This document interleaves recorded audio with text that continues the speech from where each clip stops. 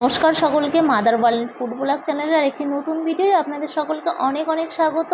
আশা করি আপনারা সকলে সুস্থ আছেন, ভালো আছেন। তো অনেকদিন পর আমি আমার চ্যানেলে একটি নতুন ভিডিও আপলোড করছি। দেখুন, এই গরমে সবাই সুস্থ থাকাটা অনেক বেশি জরুরি, তাই আমাদের খাবার দাবারও একটু স্বাস্থ্যসম্মত হতে হবে। এখানে আমি নিয়ে নিচ্ছি আলু পোস্ত আজকে আর বেগুন ভাজা।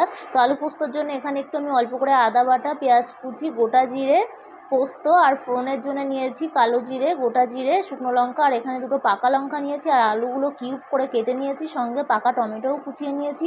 কালো জিরে, গোটা জিরে, শুকনো লঙ্কা ফোড়ন দিয়ে একটু পেঁয়াজ দিয়ে দিয়েছি। পেঁয়াজটা কিন্তু একটু বেশি পরিমাণে দিয়েছি। দিয়ে পেঁয়াজের মধ্যেই আলু দিয়ে অল্প একটু হলুদ দিয়েছি, লবণ দিয়ে একটুখানি নেড়েচেড়ে ঢেকে রেখেছি। এখানে পোস্তটা পাউডার করে নিচ্ছি একটু লবণ দিয়ে, আর তার সাথে গোটা জিরে দিয়ে তার মধ্যে পাকা লঙ্কা দিয়ে জল দিয়ে পেস্ট করে নিচ্ছি সুন্দর করে। আর তার মধ্যে এদিকে আমার আলুটাও হালকা হালকা ভাজা ভাজা হয়ে গিয়েছে। আমি এখানে কিন্তু পেঁয়াজটা বেশি ভেজে নিইনি, অল্প একটু ভাজা করেছি যাতে পেঁয়াজের টেস্ট এবং সেই মিষ্টি ভাবটা থাকে।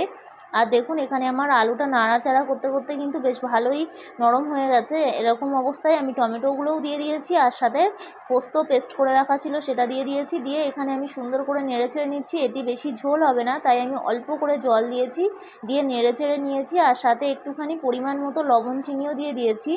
আর আপনারা কে কে গরমে এরকম পোস্ত তরকারি খেতে ভালোবাসেন কমেন্ট করে অবশ্যই জানাবেন। আর আমার ভিডিওটি ভালো লাগলে আমার পাশে থাকবেন। ধন্যবাদ সকল।